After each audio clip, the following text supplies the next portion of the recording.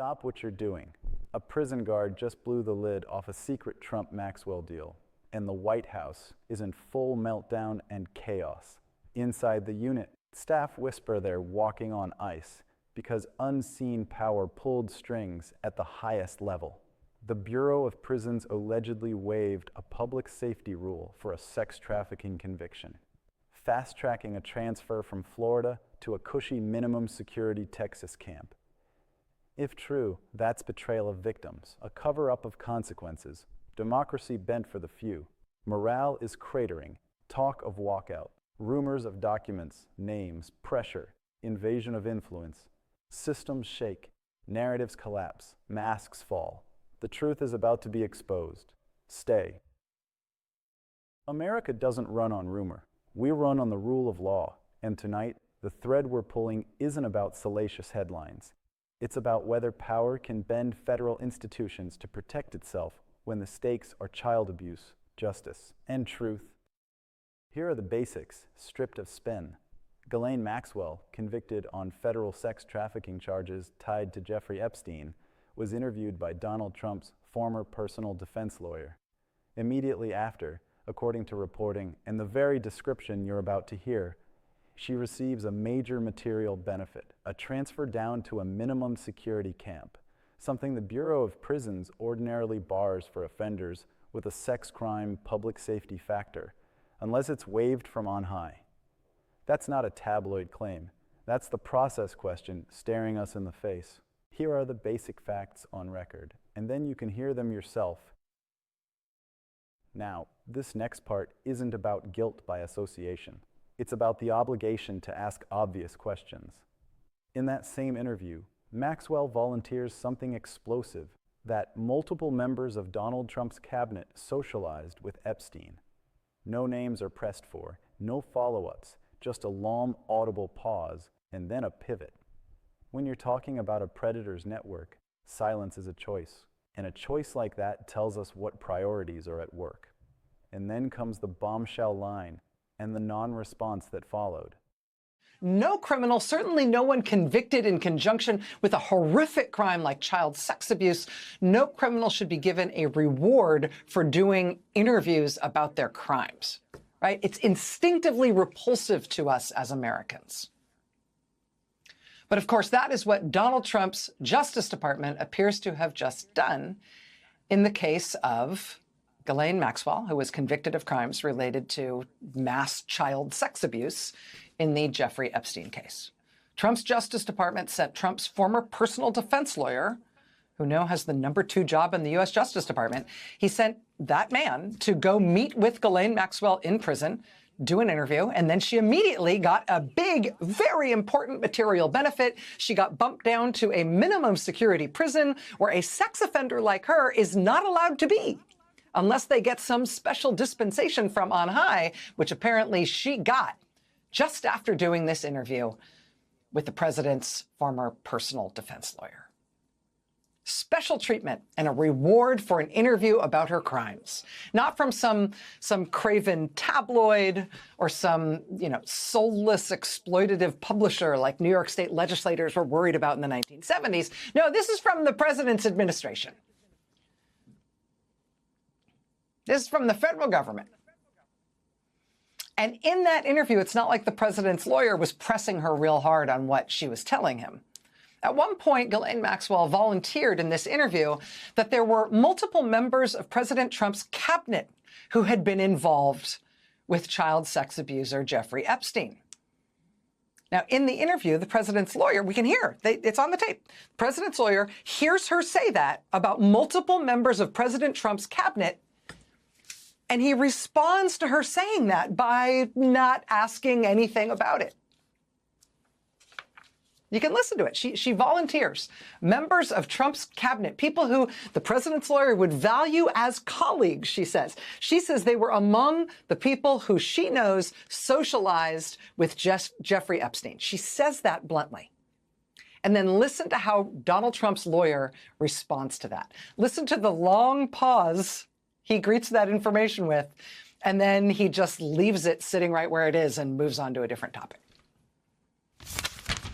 Did I think these guys were coming for that? I really don't. If you met Epstein, there is no way that this cast of characters, of which it's extraordinary, some of you in your cabinet. So this woman who's in prison, a 20-year sentence because of her crimes that she committed with Jeffrey Epstein, she says, you know, hey, members of Donald Trump's cabinet were involved with this thing that I was part of. We're involved with Epstein. She said, plural, right? Some are in your cabinet. Some are in your cabinet who you value as your coworkers. Multiple members of the president's cabinet were involved with Jeffrey Epstein. And the response to her volunteering this in this interview is not, who? Which members of the cabinet? Say what now? The response is, long pause, let's move on. This is where the through line emerges, the unequal application of rules. If an ordinary person can't get near a camp with a sex crime conviction, but a notorious, well-connected offender can, right after a high-level meeting, then what is the rule? Is it a rule or a relationship? Now to what whistleblowers describe as the cover-up layer, a blanket of secrecy around Maxwell's status, movements, and treatment. When federal institutions operate in total opacity on a case with this level of public interest and public harm, that's not just bureaucratic, it's political. It invites doubt about whether the system is protecting the public or protecting itself. Now to what whistleblowers describe as the cover-up. Think about what that secrecy looks like on the ground. Not just privacy protections, but explicit warnings to staff and inmates. Do not disclose anything under any circumstance. That's the kind of directive you expect in a national security case, not a celebrity inmate whose crimes are already adjudicated. When you muzzle the people who see what's happening, you don't just hide facts, you erase accountability. Watch this description of the gag atmosphere. And then there's retaliation. An inmate reportedly shares something with a journalist, and that same night, she's yanked to a maximum security detention center. That's not routine. That's a message. And it reads, anyone who speaks out endangers themselves. Here's what happens when someone talks. Let's talk policy, because policy is where fairness either lives or dies. The Bureau of Prisons uses public safety factors for sex crime convictions. That designation is a hard stop on camp placement. The transcript you heard describes an exception, an expressly waived factor. If that's accurate, the public deserves a clear explanation. Who waived it? On what grounds? And under what written authority? Exceptional treatment in a high-profile case must be exceptionally documented. This part matters legally. You'll hear a counter-argument that safety concerns drove the move, that once she started cooperating, the Bureau had to keep her alive. If that's the case, say so, formally. Put the justification on paper, subject to oversight, and apply the same standard to the powerless, not just the powerful. Because cooperation for comfort isn't a policy, it's a loophole. And listen to the rationale proponents give. Now, add one more ingredient, impunity talk. After the Supreme Court declines Maxwell's appeal, Donald Trump is asked point blank about a potential pardon. The answer isn't a firm rejection, it's, I'd have to take a look. In isolation, maybe it's a politician hedging. In context, after alleged special treatment, blanketed secrecy, and non-answers about Epstein-adjacent relationships, it sounds like a promise that power can always fix power. And here's the would-be pardon moment. Accountability means identifying who decides, who asked for the transfer, who signed the waiver, who instructed the secrecy rules. If the answer keeps coming back as the Bureau decided, that's not transparency, that's a shield. Political appointees and senior officials are responsible for systems they lead. Passing the buck to the building is exactly how systems rot. Finally, watch how accountability gets blurred. The Supreme Court is back and said that they rejected today an appeal by Ghislaine Maxwell to overturn her conviction. That means her only chance of getting out of prison is a pardon from you. Is that something you're... Who are we talking about? Ghislaine Maxwell. You know, I haven't heard the name in so long. I can say this, that I'd have to take a look at it. I would have to take a look. Did they reject that? She wanted to appeal her conviction. And what happened? They said that they were not going to hear her appeal. I see. Well, I'll take a look at it. I will speak to the DOJ. I wouldn't consider it or not consider it. I don't know anything about it. Of course, Donald Trump is opening the door to pardoning a violent criminal. That's what Donald Trump is. Donald Trump loves criminals. Donald Trump is always trying to justify crimes. He surrounds himself with the worst people in the world. And there's no excuses that you can make for it, even though, boy, did Kash Patel try. You clearly won't tell us the cabinet members associated with Mr. Epstein. Let me ask you one last question. And that is, right after she gives this testimony in front of an FBI agent, among others, she's transferred to a minimum security prison not suitable for a sex offender like herself. Who made that decision and why? The Bureau of Prisons. The Bureau of Decisions made it in Prisons. The Bureau of Prisons decided on their own, without any consultation with Blanche or anyone else, that they were going to suddenly, after this interview, completely unrelated to this interview, completely unrelated to anything she said, move her to a prison not suitable for a sex offender. You want the American people to believe that? Do you think they're stupid? No, I think the American people believe the truth, that I'm not in the weeds on the everyday movements of you're inmates. not in the weeds. What I am doing is protecting this country, providing historic reform, and combating the weaponization of intelligence by the likes of you.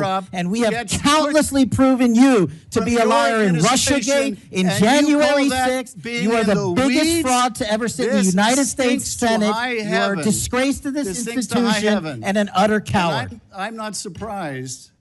I'm not surprised that you continue to lie from your perch and put on a show so you can go raise money for your charade. You are a political buffoon at best.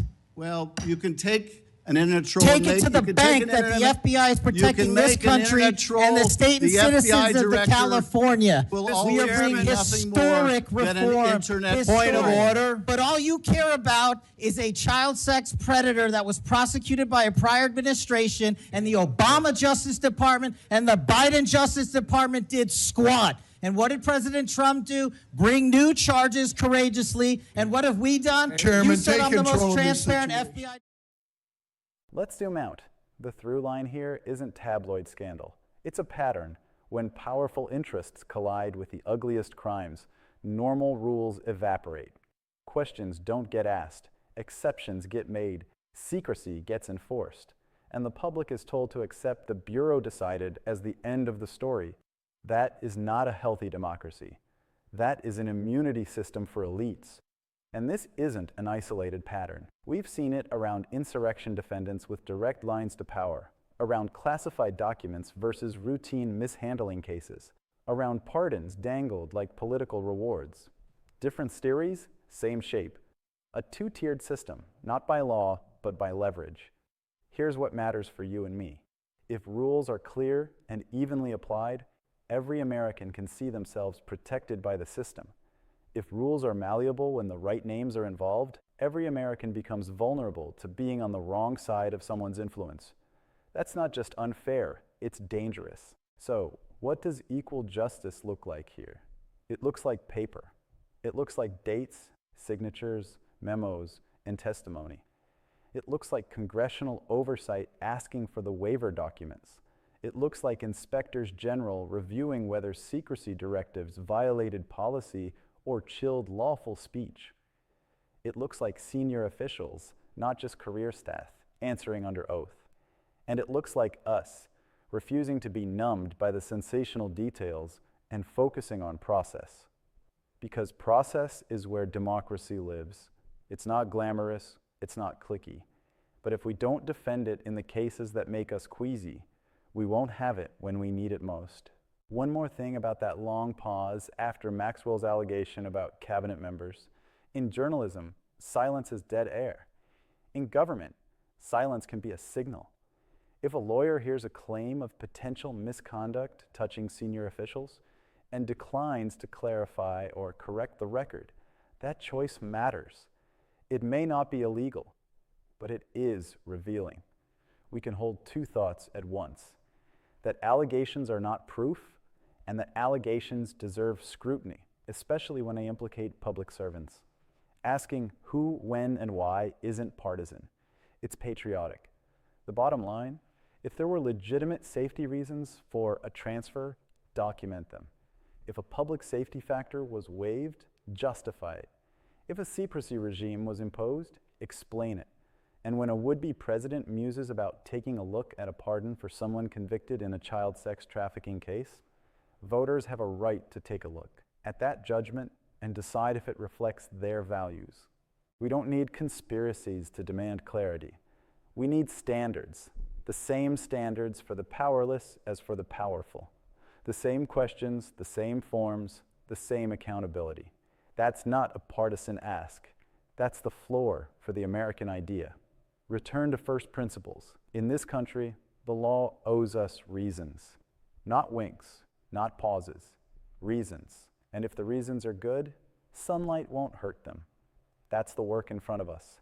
Keep the focus on the process. Demand equal application of the rules and refuse to accept because we said so from anyone, no matter how famous, no matter how connected.